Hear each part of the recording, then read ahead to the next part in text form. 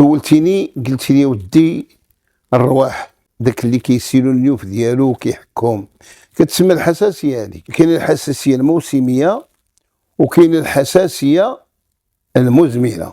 كاين الناس كيعانيو من ضيق التنفس ومن الحساسيه، وكاين اللي كيعاني من الرواح دائما وكيعاني من الكحبه، وكاين اللي كيعاني من السعال الديكي بالاخص الاولاد الصغار. اللي عنده الحساسيه ديال الرطوبه او الحساسيه ديال الازهار. كاين اللي عنده الحساسيه منين كينور اول شجره كتنور هو اللوز.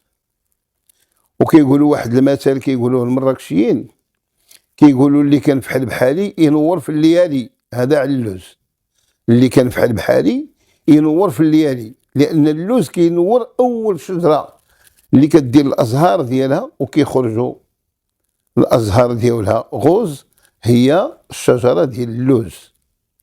ملي كيبدا كيتفتحوا الازهار ديال الاشجار، اللوز، الزيتون، الشماش، الخوخ، الورد، التفاح، كاع الازهار وبالاخص الزيتون واللوز. وعاد نجيو للربيع بحال داك الكركاز، بحال الطابس، بحال النوار، بحال القحوان.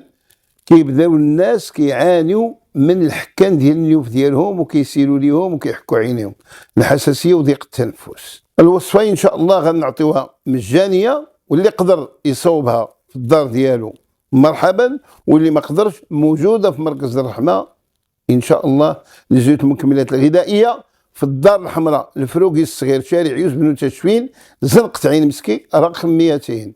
معروفين، اي طاكسي ركبتي معاه في مدينه سالا يجيبك للمحل ديالنا. هذه الوصفه قلنا ان شاء الله مجانيه لجميع الاخوان والاخوات والاطفال اللي كيعانيوا من هذا الشيء ان شاء الله، والمغاربه العالم ان شاء رب العالمين.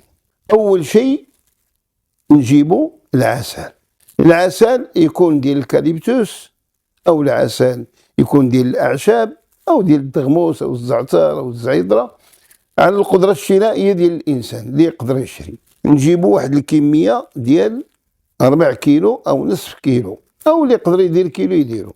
الا غادي نصوبوا 4 ديال العسل، الحساسيه وضيق التنفس والربو وديك الحساسيه العينين ديال الانف، وكيسيل ليه وكياكلو العينين ديالو كيبقى يحك حتى كيحمارو، يجيب 50 غرام.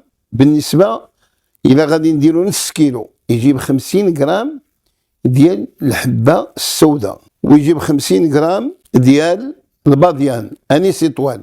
هذيك النجيمات كيتسمى النافع. كاين النافع البستاني والنافع البلدي، وكاين النافع اللي هي انيسيطوال. انيسيطوال هو النافع ديال النجيمات، هي الباديان. نجيبو 50 غرام ديال السانوج الحبه السوداء و50 غرام ديال الباديان، ونديرو معاها واحد 10 غرام ديال تقنديشت او تقنديست او عرق قرحان. نزيدو معاها الكركمين. كاين الخرقوم اللي هو الكركم، وكاينه الكركمين. ونديرو معاها 2 ديال الزيوت اللي هما زيوت اساسيه اللي كيتسماو ليويل ايسونسيال.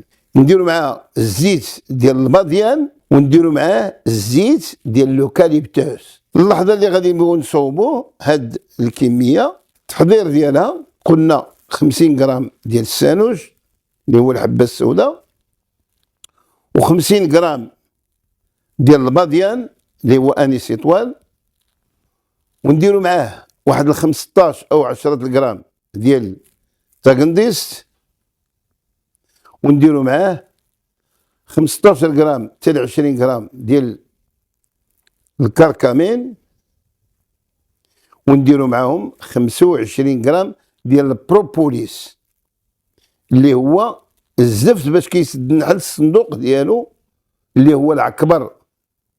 ناخذوا هذه الكميه، نسخنوا العسل بحمام مريم، نخلطوا الجميع، نجيبوا الزيوت الطياره. الا كنا درنا نص كيلو ناخذوا هذاك الكونغوت دوك اللي ديال النقيطات، نديروا 7 نقاط من الروح الكاليتوس و7 نقطات من الروح ديال الباديان. كيتخلط الجميع. ياخذ الانسان الى دار سيرو كيكون سائل، والى دار بالعسل كيتخلط. كتخاض ملعقه صغيره بعد الوصفات الثلاث يوميا، بعد الفطور بعد الغداء بعد العشاء. الانسان يحظي مع المرض الى استحم او لا بدل الحوايج ديالو في الدار. واحدة من حاجة أخرى هو الماء مكلاصي ما يشربوش، يعني الماء بارد من الثلاجة من سميتو المبردة ما يشربوش إن شاء الله بإذن الله الرحمن الرحيم. يشفى الإنسان بأمر من الله سبحانه عز وجل، وما يبقاش يعاني من الربو بتاتا. إلا كانوا كياكلوه النيوف ديالو ياخذ زيت الزيتون مع الزيت ديال الثوم والزيت ديال الحبة السوداء ويبدا يقطرهم في الانف ديالو، واحد القطره هنا وقطره هنا يوميا في الصباح والمساء.